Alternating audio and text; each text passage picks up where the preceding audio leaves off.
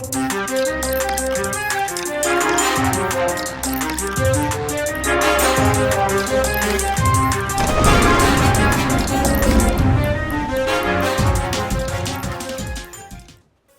up guys, welcome to the Lightning Show, and today we're doing a Dust 514 version 1.5 update. And in this video, I'm going to be explaining what's in the update in details. So I'm going to read down the patch note, and on the stuff that needs to be explained, I'm going to explain it so you get the idea, because a lot of people seem to have the misconception of all there is different is pretty much the squad finder and some wall points. Well, actually, it's a little bit more than that. So we're going to go over the whole entire patch notes in this video, and I hope you enjoy.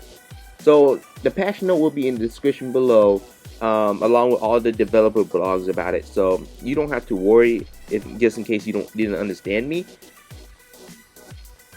Now let's start off with the NeoCon. The NeoCon is now open by default in all cases where the mercenary quarters would previously be in the default view.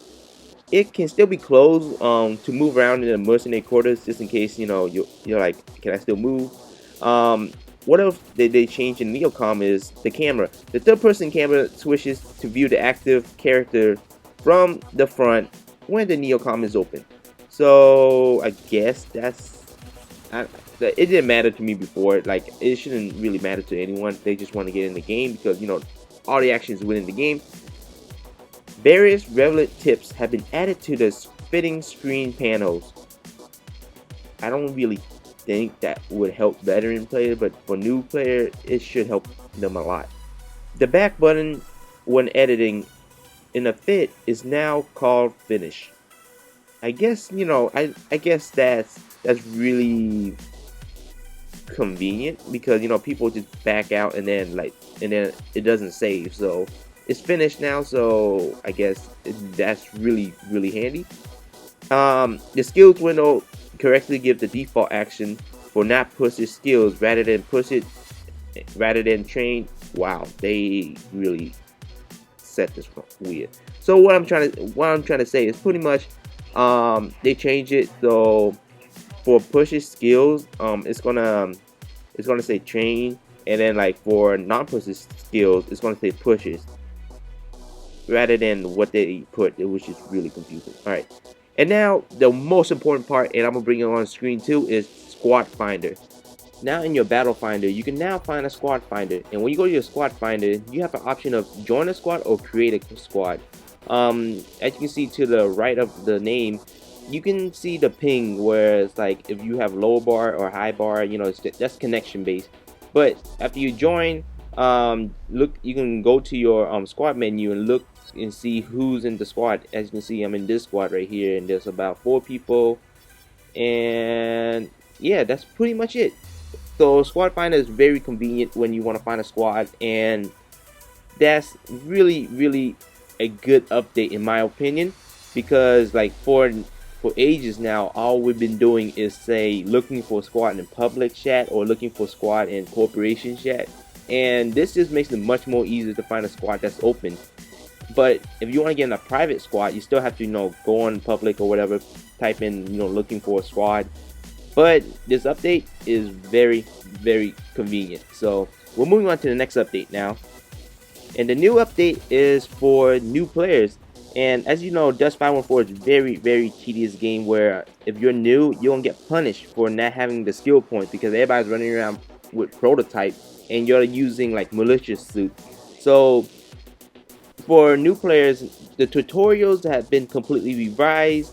There's a new task-driven structure to reward player for demonstrating proficiency in battle, creating fitting, and training skills.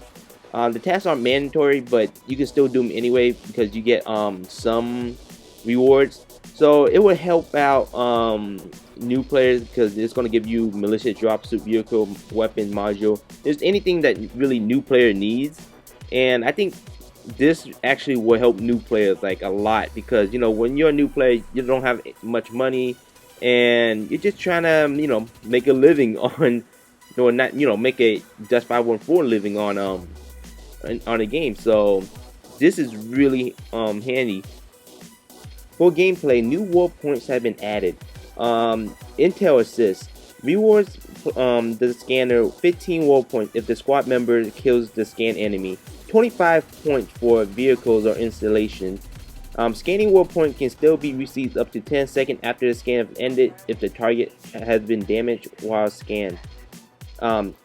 Equipment destruction. It gives you 5 world points when you destroy equipment. Transportation assist. After troops have been transported over 100 meters at the point they were boarded, the pilot will receive a reward equivalent of 15% world point. Disembarked passenger earned for 1 minute.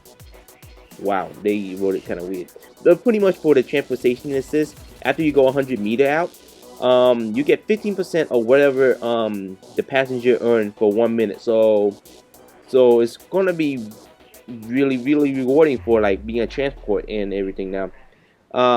Headshot kill is 60 world points.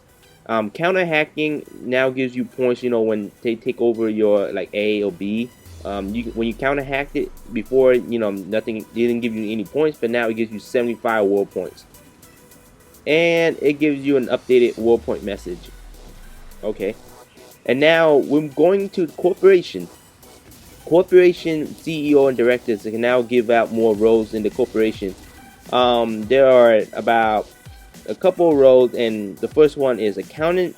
They are responsible for the corporation wallet. The next one is personal director. They are in charge with growing a corporation membership. They have the ability to accept application from other mercenaries. And then the next one is combat officer. They are charged with organizing the corporation ground fighting force. Terrestrial combat officer can join all planetary conquest conflicts, bringing members of the squad in battle with them. The mercenary in the squad being brought into battle does not need to be members of the Terrestrial Combat Officer Corporation. So pretty much, the combat officer can bring anyone he wants in to help out, regardless if they're corporation member or not. And now, however, the logistic officer, they are responsible for managing a corporation terrestrial operation and logistics. This includes managing district and reinforcement window, surface infrastructure, and moving and selling clones.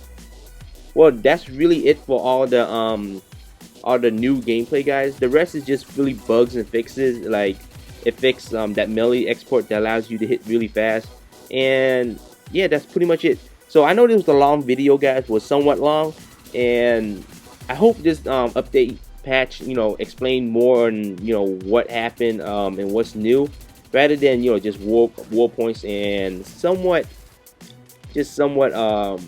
squad finder. I mean, you got more war points than you expected, and the camera for NeoCon is a little different, and they added more stuff in for corporations. So I hope you guys enjoyed this video.